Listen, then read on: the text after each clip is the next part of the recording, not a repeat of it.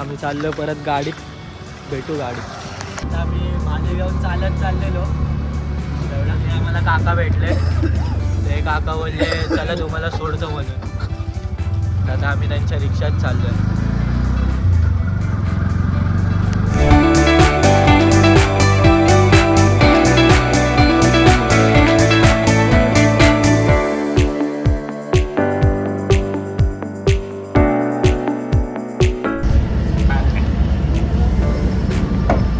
हाय करा बाबा, हाय करा. बाय. अरे गुड मॉर्निंग. काल रात्री लीना मॅथ्यू म्हणून माझी मैत्रीण आहे, तिने सांगितलं की अमरावतीमध्ये एक शाळा आहे आणि तिथे तुम्ही जरूर या आणि विद्यार्थ्यांना मार्गदर्शन करा आणि त्यांच्याशी संवाद साधा. त्यामुळे मी ठरवलं की आज चालणं करायचं नाही तर शाळेत जायचं आणि विद्यार्थ्यांशी संवाद साधायचा. म्हणून आज आम्ही 11 वाजता समर्थ व्यायामशाळा इथे आम्ही अमरावतीमध्ये जात आहोत. आणि आज अजून काही विशेष काही नाही, त्यानंतर आम्ही पुन्हा 3:30-4 वाजता चालायला सुरुवात करू. आजचा दिवस एकदम छान आहे, झकास आहे आणि मला आनंद होईल की विद्यार्थ्यांशी संवाद साधण्याचा. यासाठी मी खुश आहे.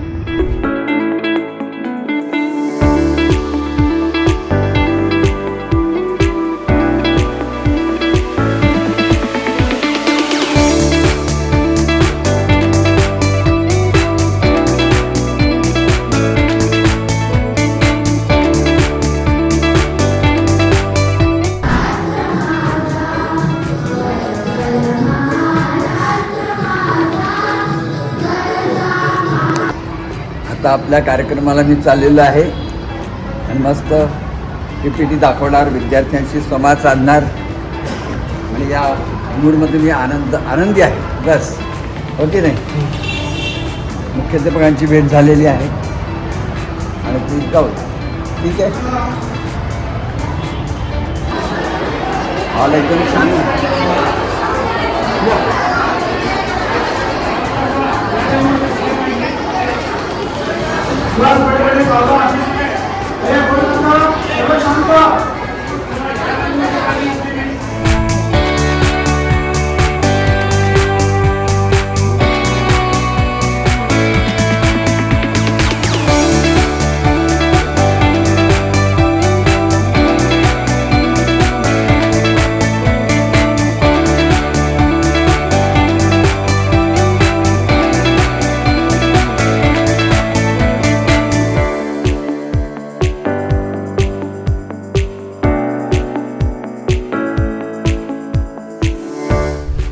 सर्वप्रथम समर्थ विद्यालय अमरावती तसेच मुख्याध्यापक आणि देवेंद्र देवळे ही मला या शाळेमध्ये आपल्याशी संवाद साधण्याची संधी दिली, याबद्दल मी त्यांचे आभार मानतो. हा विचार तुमच्या मनात कुठून आला?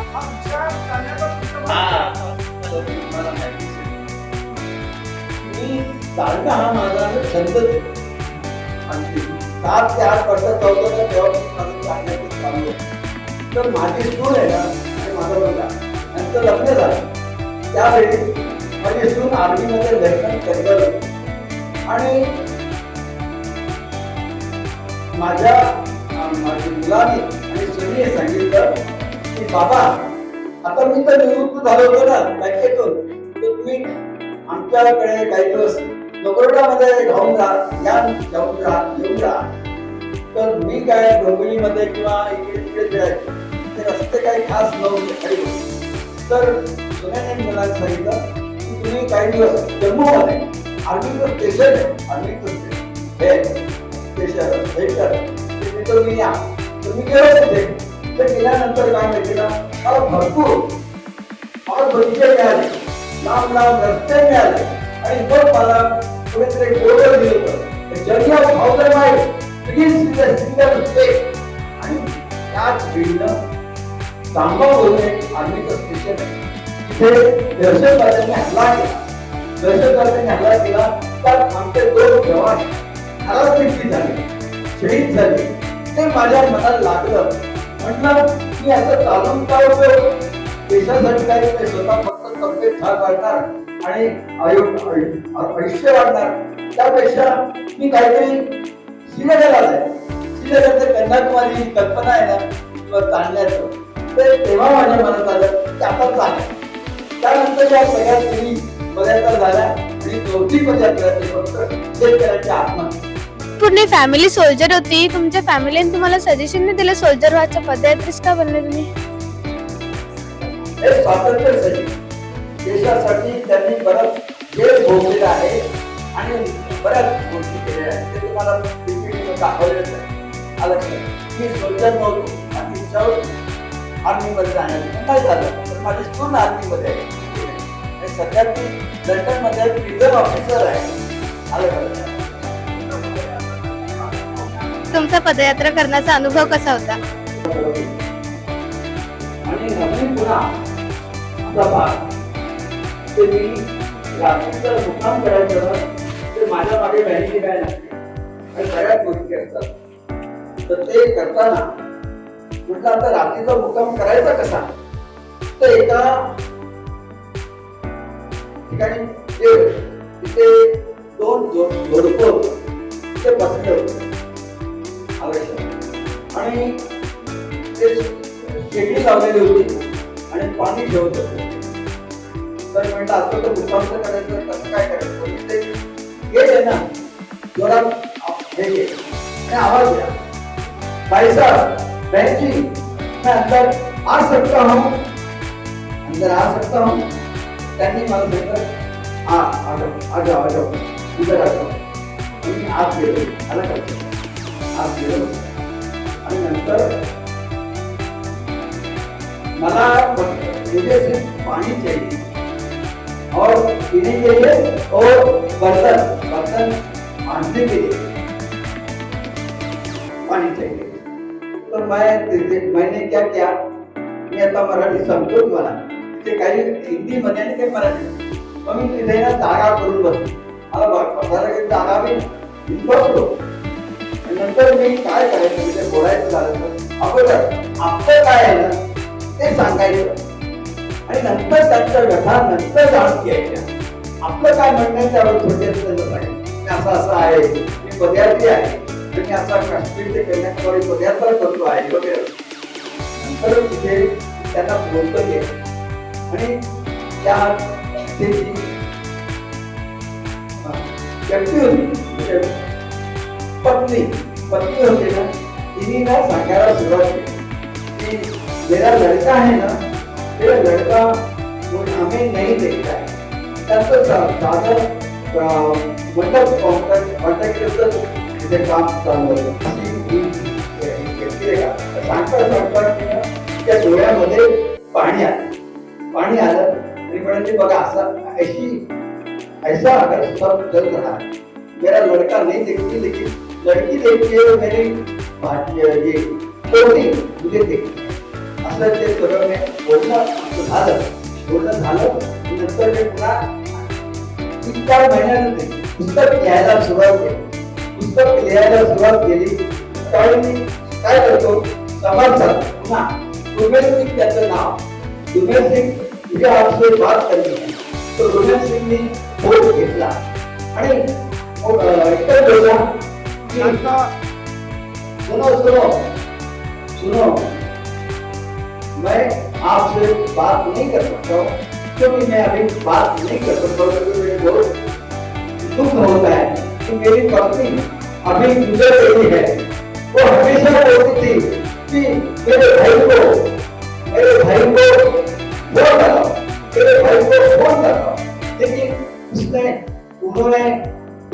मुझे सुना नहीं और मुझे बहुत दुख होता है. ते मला ऐकून माझ्या डोळ्यामध्ये पाणी आलं. या व्यक्तीशी माझं बहिणीचं नातं झालं, तीच नातं तुटलं. पण आज हे रुमेश सिंगशी आपले संबंध होते ते आता थोडं विचारा रुमेश सिंग केला. हे व्यक्ती असे असतात. काही क्षणासाठी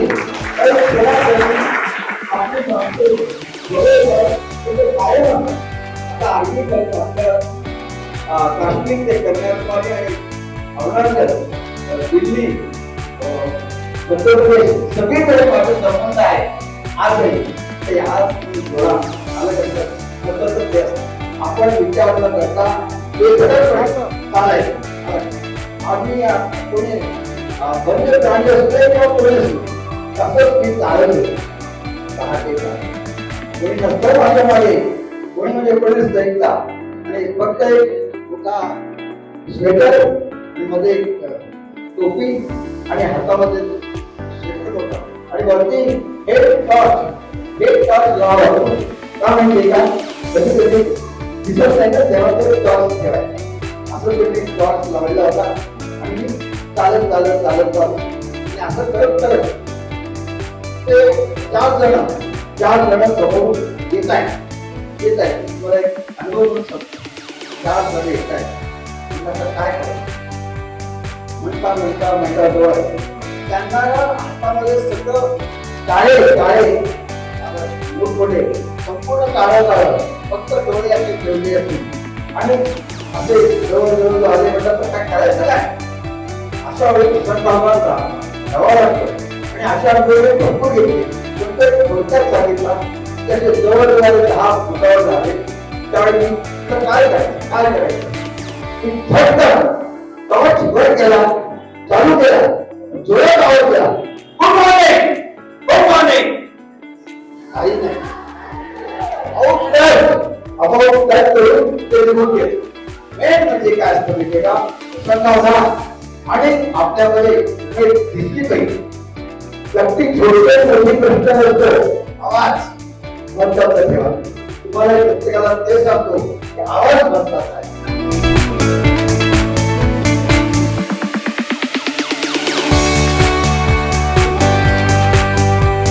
कार्यक्रम एकदम झकास झाला. मी एकदम खुश आहे. मुख्य म्हणजे विद्यार्थ्यांशी संवाद साधला आणि मला संधी दिली. मी खुश आहे. समर्थ विद्यालय म्हणजे काय साधी गोष्ट आहे का. ओके ना, ठीक आहे. चला आता घरी जाऊ. व्हॅनिटी व्हॅनमध्ये जेवण करून पुन्हा 3:30-4ला चालायचं थोडं आणि मुक्काम दुसरीकडे. बस एवढंच पक्का आहे. ओके ना.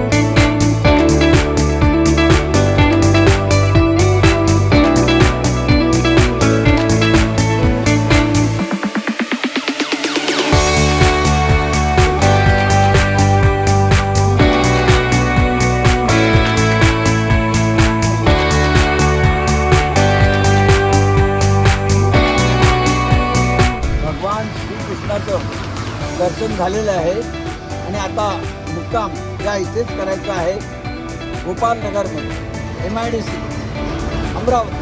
ओके.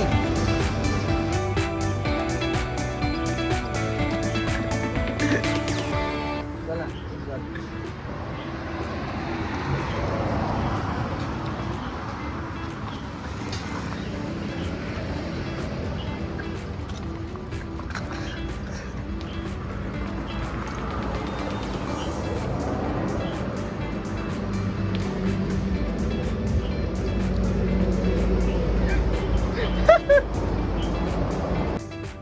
जेवण झालेलं आहे आणि आता मस्त निवांतपणे झोपायचं आहे. Okay, good night.